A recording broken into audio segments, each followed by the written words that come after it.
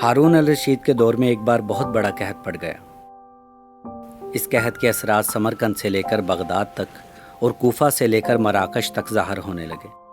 हारून अल रशीद ने इस कहत से निमटने के लिए तमाम तदबीरें आजमा ली।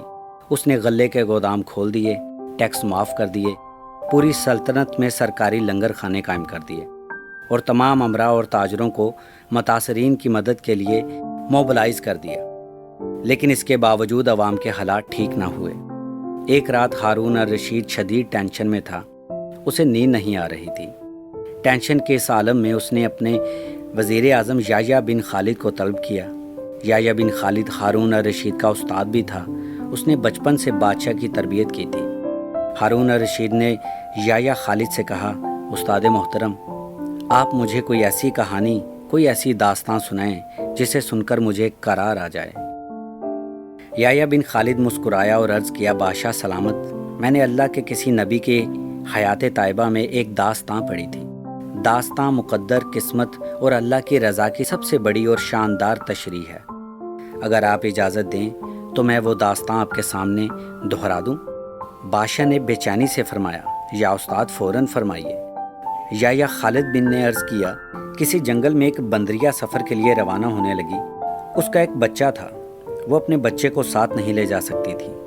चुनाचा वो शेर के पास गई और उससे अर्ज़ किया, जनाब आप जंगल के बादशाह हैं, मैं सफ़र पर रवाना होने लगी हूँ। मेरी ख्वाहिश है आप मेरे बच्चे की हिफाजत अपने ज़िम्मे ले लें। शेर ने हामी भर ली।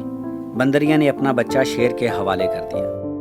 अब शेर रोज़ाना बंदर के बच्चे को कंधे पर बिठाता और जंगल में अपने रोज़मर्रा के काम करता रहता।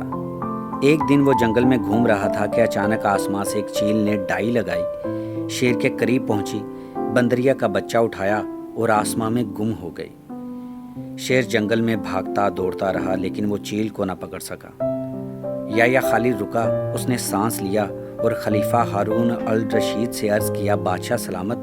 चंद दिन बाद बंदरिया वापस आई और शेर से अपने बच्चे का मुतालबा कर दिया। शेर ने शर्मिंदगी से जवाब दिया, तुम्हारा बच्चा तो चील ले गई है। बंदरिया को गुस्सा आ गया और उसने चिल्लाकर कहा, तुम कैसे बादशाह हो? तुम एक अमानत की हिफाजत नहीं कर सके? तुम इस सारे जंगल का निज़ाम कैसे चलाओगे?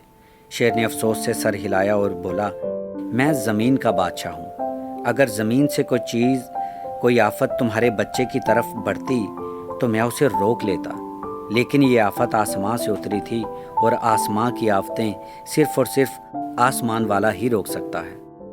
ये कहानी सुनाने के बाद याह्या बिन खालिद ने हारून अल रशीद से अर्ज़ किया, बादशाह सलामत, कहत कि ये आफत भी अगर ज़मीन से निकली होती तो आप इसे रोक लेते।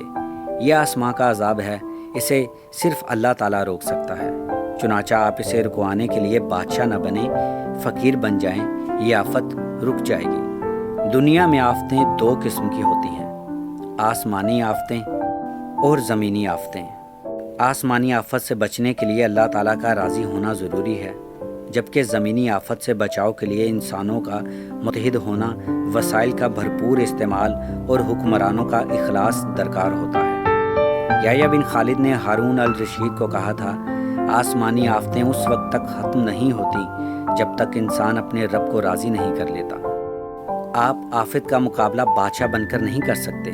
चुनाचा आप फ़कीर बन जाइए, अल्लाह के हुजूर गिर जाइए, अल्लाह से तौबा कीजिए, अल्लाह से मदद मांगिए। दुनिया के तमाम मसाइल और उनके हल के दरमियान सिर्फ इतना फ़ासला होता है जितना माथे और जाय नमाज में होता है। लेकिन अफसोस, हम अपने मसाइल के हल के लिए 7 समंदर पार तो जा सकते हैं, लेकिन माथे और जाय नमाज के दरमियान मौजूद चंद इंच का फ़ासला तय नहीं कर सकते। मैं हूँ वकास खान और आप देख रहे हैं चैनल कहानी सूफ़ी लाइट्स।